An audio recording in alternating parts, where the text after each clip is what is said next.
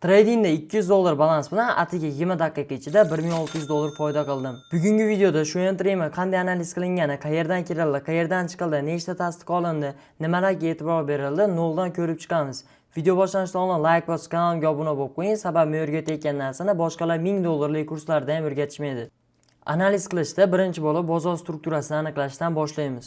Bu yerda ko'rishimiz mumkin, bizda maksimum zona shakllangan. Bu narsani biz buy side likvidatsiya deb olamiz.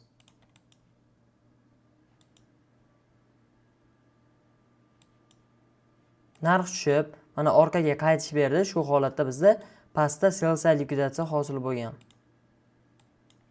Belgilab o'ng tomonga liniya chizamiz mana.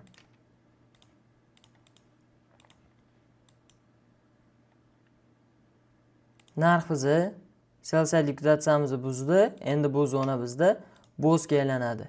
Bosda ichidagi eng yuqori liniya esa bizda yangi buy side likvidatsiya bo'ladi. Ya'ni oxirgi maksimum bu yerga ko'chadi. Bozorni kuzatamiz.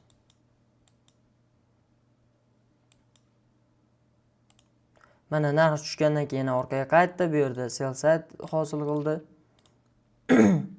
Bu yerda hali bizda bos bo'lmadi. Sababi sell side'imiz bosga aylanish uchun sham uni tana bilan yorib o'tish kerak.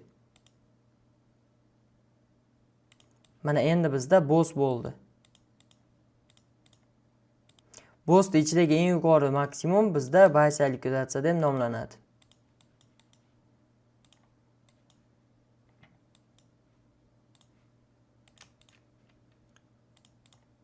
Narx tushib orqaga qaytib sell side hosil qildi.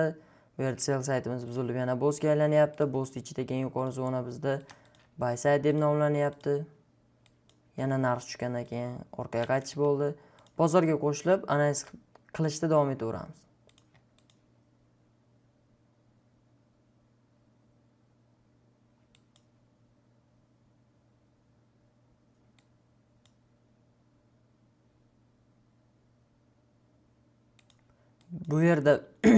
Bu yerda bizda order blok zona bo'lgani uchun narx tepaga yorib o'tgani qiynalyapti.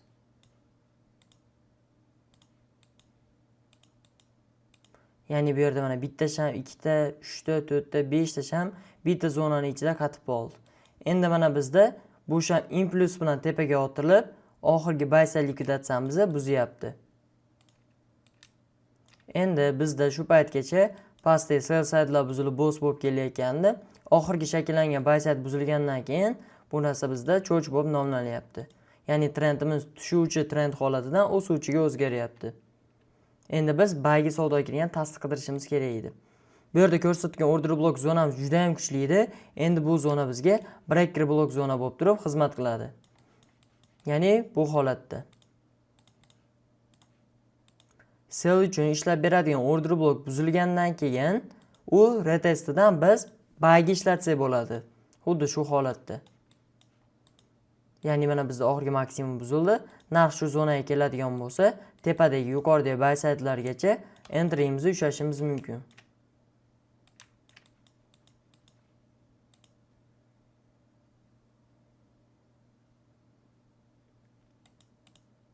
Shu zonadan buyga entry qildim. $200 balans bilan 0.05 lotdan jami 20 ta ochdim. Umumiy qilib aytganda 1 lot ochilgan. Agarda narx meni zonamni atiga 20 pips pastga tushganda balansim slif bo'lib ketardi.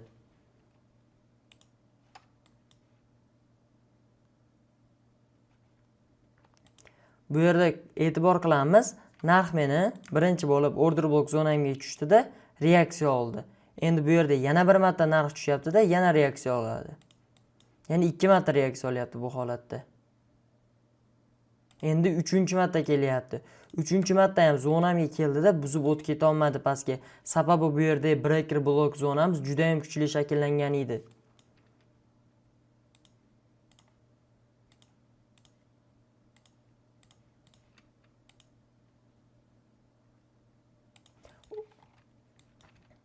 O'zi bu holatda ochgan savdo bitimimni yuqoridagi buy side liquidity yopishim mumkin edi.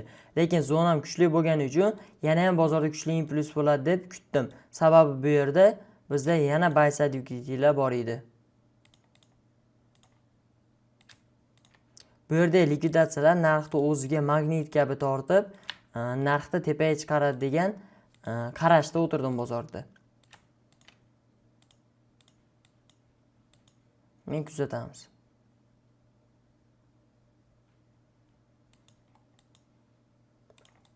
Implus bilan narx yuqoridagi ikkala baysa likvidatsiyamizni ham buzib o'tdi.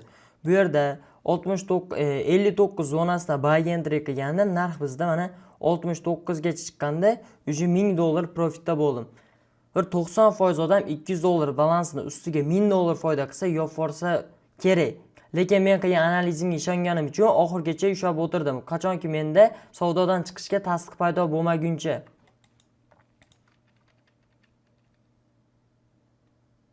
Mana narx Implus bilan yuqoridagi baysa likvidatsiyani ham buzib berdi. Men yana ham ishonchim ortyapti tepadagi oxirgi baysatgacha narx chiqishiga. Bu holatda mana hisoblaydigan bo'lsak, 59 dan 79 gacha narx chiqyapti. 200 pips foydada turibman. Ya'ni bir lot bilan hisoblaganda $2000 foydadaman, $200 balansda. Yuqoridagi baysa likvidatsiyani hali yechmadi. Mana bu yerda ko'rishimiz mumkin, bizda doji shami hosil bo'ldi. Ya'ni bu qanaqa sham? Shamning ochilish va yopilish qismlari bir-biriga juda yaqin joylashgan bo'ladi. Soyasi esa uzun bo'ladi tanaga nisbatan. Bu narsa bu sham bizda shuni anglatadiki, narx agar impuls bilan chiqayotgan bo'lsa, keyin bizda doji shami shakllansa bozorda, narx pastga ketish ehtimoli bor degan signalni beradi. Bunda lekin har doim ham narx pastga ketib olmaydi doji shamidan keyin. Bu narsa bizga shunchaki savdodan chiqishga yana bitta tasdiq bo'lyapti xolos. Endi e'tibor qilamiz, menda shamlarim orasidan ko'k chiziq o'tgan. Bu nima deydigan bo'lsalar, bu moving average indikatori hisoblanadi. Narxlarda moving average zonalardan tepada bo'ladigan bo'lsa, hali narx o'sishi mumkin degan signal sizlarga beradi. Qachonki narxlarda moving average'larda tana bilan buzib pastda yopiladigan bo'lsa, bu narsa o'sha baydan savdodan chiq degan tasdiqni beradi. Bu narsa orqali sizlar take profitlarni bir necha baravarga katta qilishingiz mumkin. Narx meni moving average zonamga tushdi. Bu yerda savdo bitimlarimni hammasini yopdim. Aslida yopishim kerak emas edi. Moving average zonamdan pastda tana bilan yopilganda, keyin savdodan chiqishim kerak edi. Men lekin unaqa pulimni risk qilib o'tirmadim. Sababi bitta shamda o'zi ham bozorda impuls kuchli bo'lgani hisobiga 50 pips yurib berdi. Agar yana bitta sham xuddi shunaqa 50 pips yurganda o'sha foydamdan $1000 minus bo'lgan bo'lardi. 100 pipsda men $1000 foydadan ajralardim. Sababi bir lot ochganman. Aynan shu yerda savdodan chiqdim. Endi bozor narx mana pastga oqib ketdi bizda. Pastga tushib ketdi. Bari tepadagi baysa likvidatsiyalargacha chiqib bergani yo'q. Razgon qilingan akkaunt bu meni shaxsiy akkauntim emas, obunachimiz hisobi edi. Ya'ni $200 berdi, zarariga roziman, foyda bo'ladigan bo'lsa 50-50 bo'ladi deb turib men bilan kelishdi. Natijani o'zingizlar ko'rdinglar. Razgon qilingan akkauntni login parolni Telegram kanalimga tashlab qo'yaman. Bemalol o'zingizlar MetaTrader gulab turib natijani ko'rishingiz mumkin. Video tushunarli bo'lgan bo'lsa, like bosib, kommentariyaga fikringizni yozib qoldiringlar. YouTube kanalimizda 1000 ta obunachi bo'lganda oranglarda bir kishini tanlab, tradingda mutlaqo bepulga o'rgatib, ham o'zimga shogird qilib olaman.